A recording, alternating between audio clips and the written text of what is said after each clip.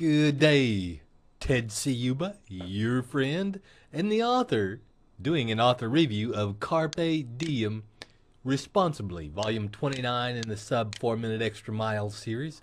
I'm so glad to be with you, and I'm so happy you're going to run up and get your copy of the entire volume at thinkrich.com/Carpe Diem.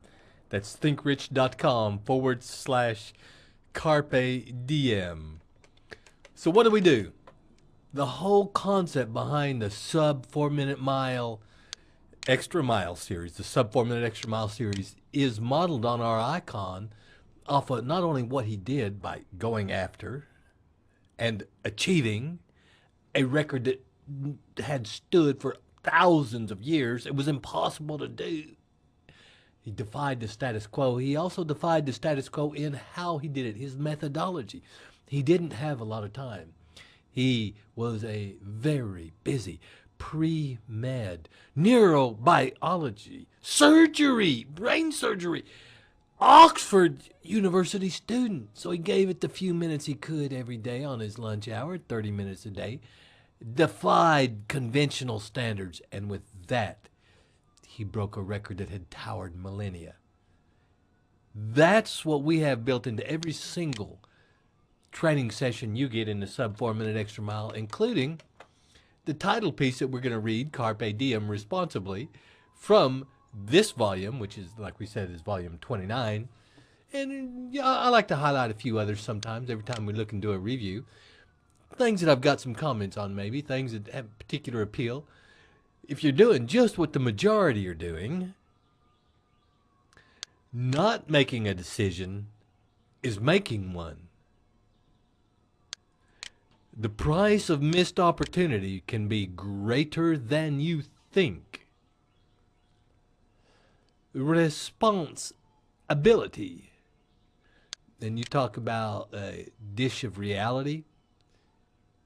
Either you've scored the points or you haven't. For us, right now, Carpe Diem Responsibly.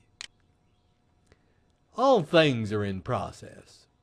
There is a beginning, a middle, and an end to everything. Nothing stands still. In fact, that's a big dividing point between two groups of people in society.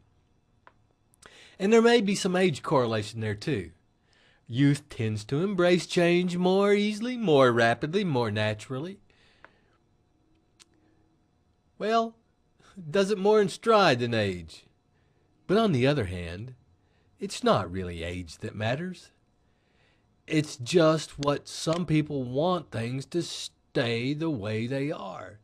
They don't want to learn a new software program, while others are out there on the bleeding edge.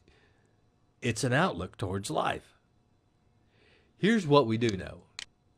We live in a quantum world, where spirit or energy is the only thing that really exists, and energy is always in motion. It's called the perpetual transmutation of energy. You're born, you live a life, you die. Your coin collecting hobby is born, lives a life, and dies, maybe coinciding with your own life on the dying part. There are all kinds of lifespans. Take technology, for instance.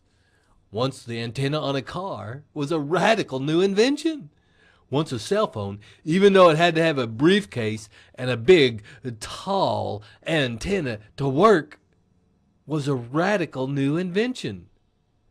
But look at today's cell phones. They're tiny and you can call internationally, and it will be interplanetary when we get that, for just a few dollars a month. Incredible change. I wish they didn't charge for baggage at the airport like they didn't used to. I wish they didn't have the security service that bothers me at the airport. If you're talking like that, it seems you wish it was pre-9/11. But it isn't. That's change. Embrace it. Look, we are lucky. We're humans. We get approximately 100 years if we take care of ourselves as a lifespan, give or take. I've heard of organisms with a lifespan of less than 24 hours. Talk about needing to get all your living in while you can.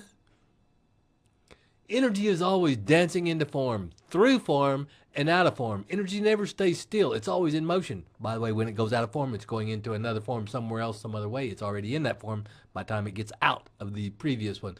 That should invite you to ask a few questions, because it does leave a trace, even if it's a memory, even if it's a story, even if it's a legacy, even if it's a product.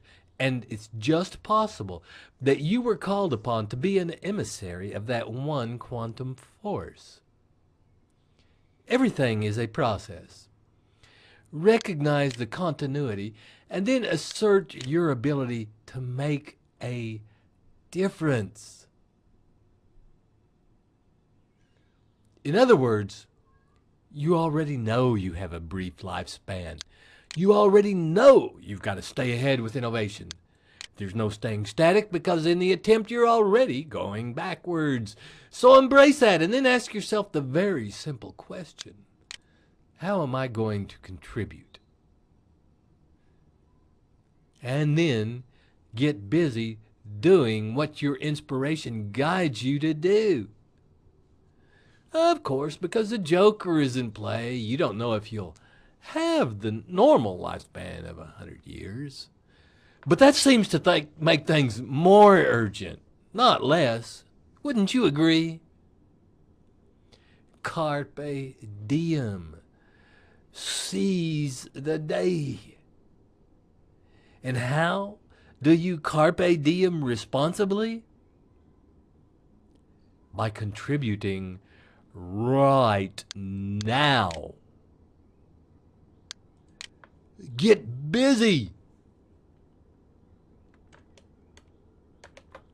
Folks, your friend Ted Ciuba is so happy to be with you, winding up on his author review of Carpe Diem Responsibly. Whoops, there's my train. I gotta run. Grab your copy, available at thinkrich.com/Carpe Diem.